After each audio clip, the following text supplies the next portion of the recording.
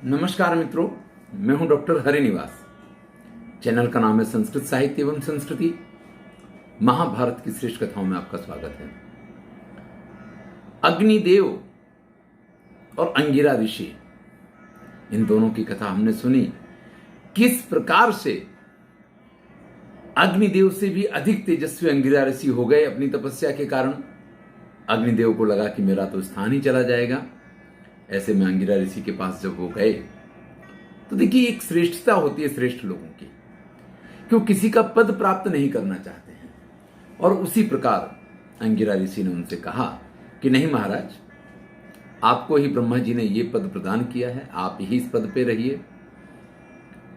अग्निदेव को ऐसा लगा कि अंगिरा ऋषि इतने तेजस्वी हैं, अब मैं इस पद पे रहूंगा भी तो फिर कौन मेरा मान सम्मान करेगा।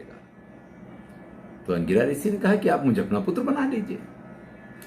फिर पुत्र अगर पिता से तेजस्वी भी हो तो उसमें पिता को भी कोई समस्या नहीं होती है, समाज को भी कोई समस्या नहीं होती है, नाम तो पिता का ही होगा।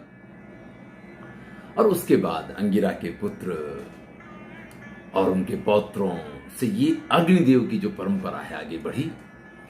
अग्नि के यहां पे सैकड़ों स्वरूपों का वर्णन है।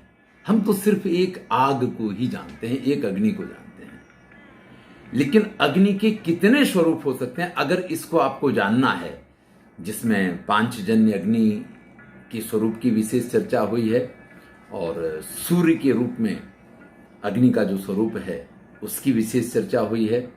इसके बाद स्वयं अग्निदेव के अंश से जिस पुत्र का जन्म हुआ उसके बारे में युधिष्ठिर मार्कंडेय ऋषि से ये कहते हैं कि आपने अग्निदेव और अंगिरा ऋषि और उनके वंश की बात की, लेकिन कुमार कार्तिकेय किस प्रकार से अग्नि के पुत्र माने जाते हैं, वो किस प्रकार से अग्नि के पुत्र हुए, गंगा में उनका जन्म हुआ, कृतिकाएं उनकी माता बनी, ये पूरी कथा मैं विस्तार से सुनना चाहता हूं।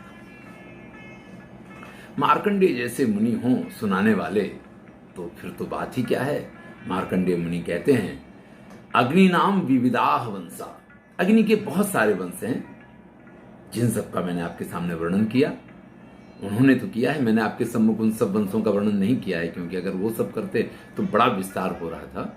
अगर आपको देखना है तो महाभारत वन पर्व 220 अध्याय जो हैं तो वहां तक आप इन वर्णनों को देख सकते हैं।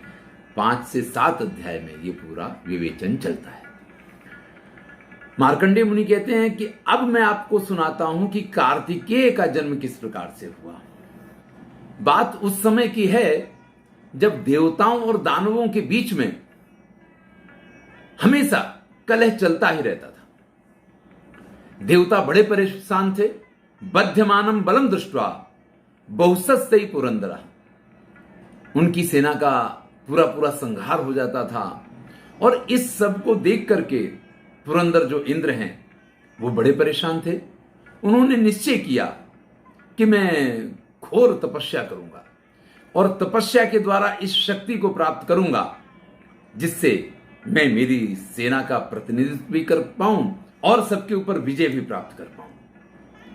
अभी वो तपस्या करने के लिए पर्वत पे गए ही थे। अभिधावत माम कश्चित पुरुषस्त्रातु चैवहा पतिम च मे प्रतिशतु स्वयं वा पतिरस्तु में। उनको एक स्त्री की आवाज सुनाई देती है। सुश्राव आर्त स्वरम घोरम अत मुक्तम स्त्रिया तदा। कोई रोती हुई चिल्लाती हुई स्त्री कह रही है कि कोई मेरी रक्षा करो, रक्षा करो। या तो रक्षा करने वाला मुझे उत्तम पति प्रदान करे या स्वयं मेरा पति बने, लेकिन इसके पास से मेरी रक्षा करो। जैसे इंद्र ने इस आवाज को सुना, इंद्र उस कन्या के पास जाकर के पहुंच जाते हैं। इंद्र ने अभी कन्या को आश्वासन भी नहीं दिया था कि आप निश्चिंत हो जाइए, मैं आपकी रक्षा के लिए तत्पर हूं। केशी नाम का दानव वहां आकर के पहुंच जाता है, माथे पे मुकुट, हाथ में गदा, अत्यंत शक्तिशाली।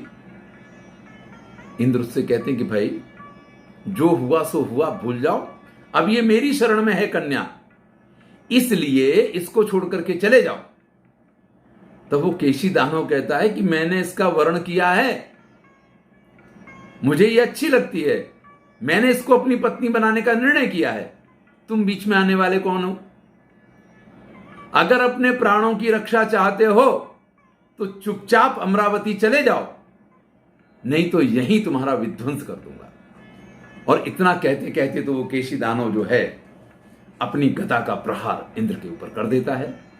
लेकिन बलशाली इंद्र अपने वज्र से न सिर्फ केशी दानव की उस गदा को तोड़ देते हैं, बल्कि केशी दानव को फिर से एक बार आगाह करते हैं कि भाई मैं तुम्हें अभी भी क्षमा कर देता हूं अगर इस कन्या को छोड़ के चले जाओ। लेकिन केशी दानव तो युद्ध के मूड में था और वो पर्वत का शिखर लेकर के और तरह तरह से युद्ध करने लग जाता है। जब इंद्र ने देखा कि लातों के भूत बातों से नहीं मानते हैं, तो वज्र से उसके द्वारा किए गए सारे प्रहारों का प्रतिकार करके उसके ऊपर एक जोरदार प्रहार करते हैं, जिस प्रहार को वो सहन नहीं कर पाता है और वहां उस कन्या को छोड़ करके भाग खड़ा होता है। इंद्र उस कन्या से पूछते हैं कि आप कौन हैं, आपका परिचय दीजिए। तो वो कहती है कि मैं प्रजापति की पुत्री देवसेना हूं। दैत्य सेना और देवसेना हम दोनों अपने पिता की प्रिय पुत्रियां, पिता की आज्ञा से हम यहां इस मानस पर्वत पे हमेशा विचरण करने के लिए आया करते थे। ये केसी दानव बहुत समय से हम दोनों के पीछे पड़ा हुआ था। जो दैत्य सेना है वो इसके प्रेम में पड़ गई, वो इससे विवाह करना चाहती थी, इसने उसका अपहरण कर लिया। लेकिन उसके अपहरण के बाद ये चाहता है कि मैं भी इसकी पत्नी बनूं, इसलिए मेरा भी अपहरण करना चाहता। तब देवराज इंद्र ने कहा कि आप स्वयं प्रजापति की पुत्री हैं, आप स्वयं इतनी शक्तिशाली हैं कि आप उसका सामना कर सकती हैं। तो कहती कि नहीं, मुझे मेरे पिता की तरफ से ये वरदान मिला है कि मैं तो अबला ही हूं, मुझ में कोई शक्ति नहीं है, लेकिन मेरे साथ जो विवाह करेगा वो ऐसा होगा जो देव दानव यक्ष किन्नर गंधर्व सबके ऊपर शासन कर सके या सबको युद्ध में परास्त कर सके, सबसे अधिक शक्तिशाली होगा।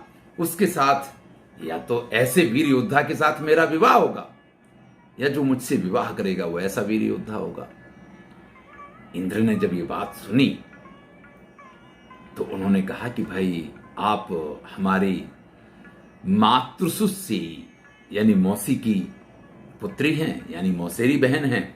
माता दाक्षायणी मम, दाक्षायणी वो मेरी माता हैं, तो आप चूंकि मेरी बहन हैं इसलिए मैं आपके विवाह की जवाबदारी लेता हूं, मैं आपके विवाह का इंतजाम करूंगा। जैसे ही इंद्र की ये बात देवसेना से चल रही थी, उसी समय वो देखते हैं कि सूर्य अस्ताचल की तरफ जा रहा है, चंद्रमा भी सूर्य में प्रवेश कर रहा है, यानी अमावस की समय आ गया है। और अमावस के इस समय में सूर्य चंद्र मसोर घोरम दृश्यते परिवेशन, ये सूर्य और चंद्रमा के मिलन की जो भयंकर स्थिति देखी, एतस्मिन्नेव रात्र्यन्ते महद युद्धम तु संसति। इससे ये स्पष्ट सूचना मिल गई कि दानवों और देवताओं के बीच में फिर से भयंकर युद्ध होने वाला है। देवराज इंद्र चिंतित हैं। ऐसी स्थिति में उस कन्या को लेकर के ब्रह्मा जी के पास जाते हैं।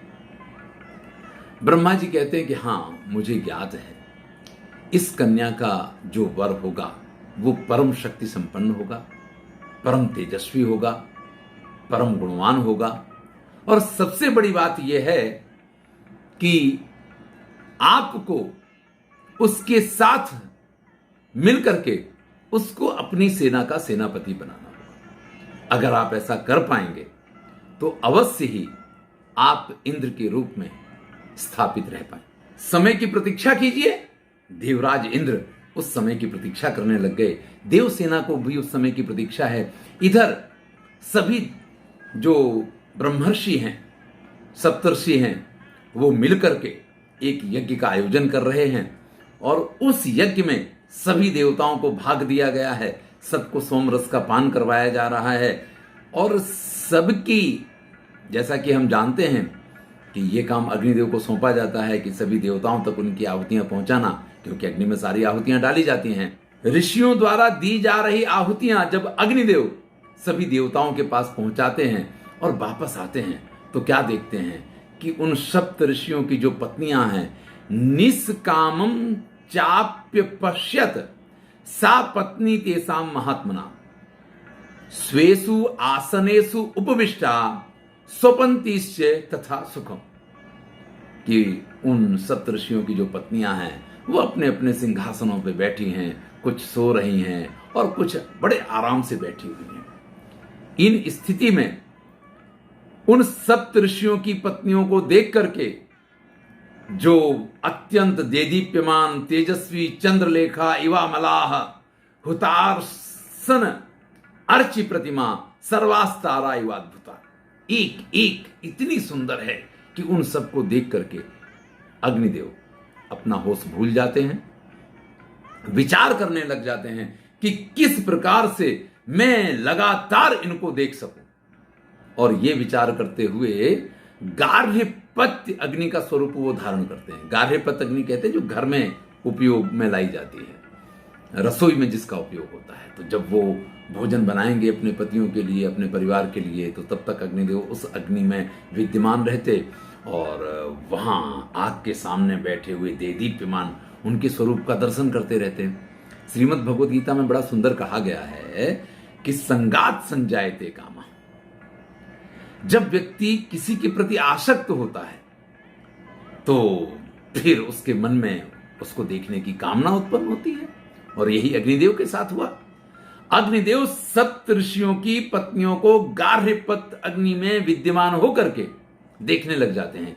एक के बाद एक उनके दिव्य स्वरूप से संतप्त हुए अग्निदेव इनका स्पर्श भी नहीं कर सकते हैं और मन से भी इनका बुरा नहीं कर सकते हैं। ऐसी स्थिति में काम संतप्त हृदयो देह त्याग विनिश्चिता, वो अग्निदेव कहते हैं कि अब ये जिंदगी तो मेरी बेकार है, अगर मैं इनको प्राप्त ही नहीं कर सकता हूं तो मेरा ये जीवन बेकार है। और ये सोच करके तपस्या करके वो अपने शरीर का परित्याग करने का निर्णय करते हैं। दक्ष की एक पुत्री है स्वाहा जिसका नाम है, वो स्वाहा अग्निदेव को बहुत प्रेम करती है, लेकिन यही तो काम की विडंबना है कि जो जिसको प्रेम करता सामने वाले को उससे प्रेम नहीं होता है। स्वाहा अग्निदेव को बहुत प्रेम करती है। बहुत समय से वो ऐसा कोई अवसर ढूंढ रही थी कि जिससे वो अग्निदेव को प्रभावित कर पाए। उसने देखा कि अग्निदेव इस समय काम संतप्त हैं और उनको इस समय वश में किया जा सकता है, लेकिन फिर उसके समझ में ये बात आ गई कि मैं इनके पास जाऊंगी तो ये मेरा स्वीकार नहीं करेंगे। ऐसे में उसने एक, आज की भाषा में षड्यंत्र ही कहा जाएगा, एक निश्चय किया और उसने उन ऋषियों की पत्नियों का रूप धारण करके, सातों ऋषियों की पत्नियों का रूप धारण करके अग्निदेव के साथ समागम करने का अपना पूरा प्लान तैयार कर लिया। महर्षि वेदव्यास लिखते हैं, अहम सप्तर्षि पत्नी नाम कृत्वा रूपाणी पावकम कामेश्यामि कामार्ता तासाम रूपेण मोहित। इन्हें वो चाहिए ना, ठीक है, मैं उन्हीं का रूप धारण कर करके और इनके साथ में काम सुख का उपभोग करूंगी। इस प्रकार से मन में निर्णय करके जब अग्निदेव बिल्कुल इस चीज के लिए तैयार थे कि वो अपने प्राणों का त्याग कर दें, तो सबसे पहले वो स्वाहा शिवा भार्या तु अंगिरशः शील रूप गुणान्विता, अंगिरा ऋषि की पत्नी, अंगिरा ऋषि की जो पत्नी है, शिवा का रूप धारण करके और उनके पास पहुंच जाती है। माम अग्ने काम संतप्ताम त्वम कामयितुम अर्हसि, और जाकर के सीधा कह देती है कि हे अग्निदेव, मैं तुमको चाहती हूं और तुम यथा योग रूप से मेरे साथ आनंद कर सकते हो। अहम अंगरिशो भार्या, मैं अंगिरा की पत्नी हूं। शिवा नाम हुतासना, हे अग्निदेव, शिवा मेरा नाम है। शिष्टा भी प्रहिता प्राप्ता मंत्रित्वा विनिश्चितम, मेरी सारी सखियों ने, यानी सातों ऋषियों की पत्नी आपस में एक दूसरे की सखी हैं, उन्होंने सबसे पहले मुझे भेजा है यानी इसके बाद और भी आपके पास आएंगी। ये भी संदेश था उसके साथ में। अग्निदेव वैसे तो ऐसी स्थिति में बहुत व्यक्ति में विचारने की शक्ति नहीं होती, लेकिन फिर भी पूछते हैं कथम माम तुम विजानीश।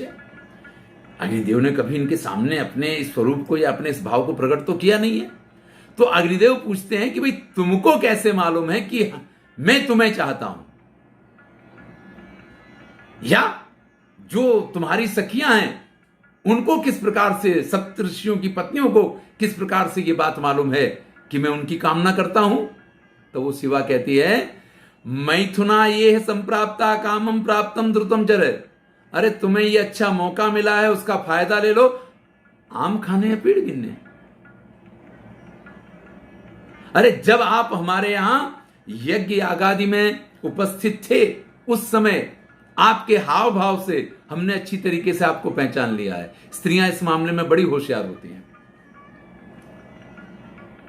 मुझे जल्दी जाना है क्योंकि मेरी सखियां मेरा इंतजार कर रही हैं।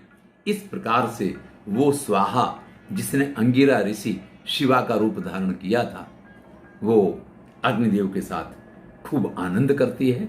मार्कंडेय मुनि ने कहा प्रीत्या देवी समायुक्ता शुक्रम जग्राह पाणिना।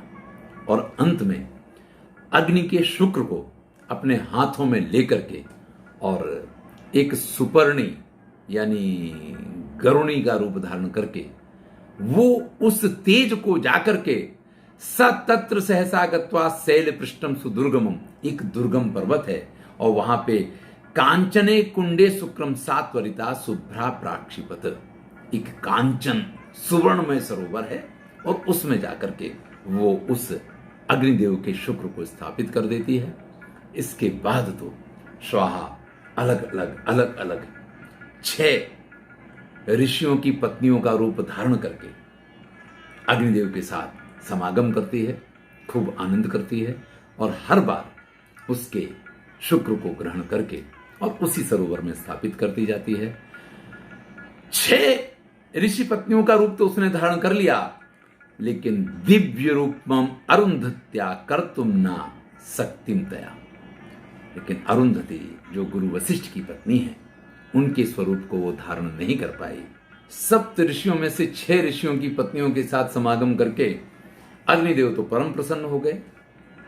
उनका जो शुक्र संचय किया गया, उस शुक्र से एक जिसके 6 मुख हैं, 12 आंख 12 कान यानी 6 मुख में जो होगा, और इसी प्रकार से 12 हाथ, लेकिन जिसका पेट 1 है, पैर 2 हैं, इस प्रकार का एक दिव्य अत्यंत शक्तिशाली बालक जो है वो जन्म लेता है।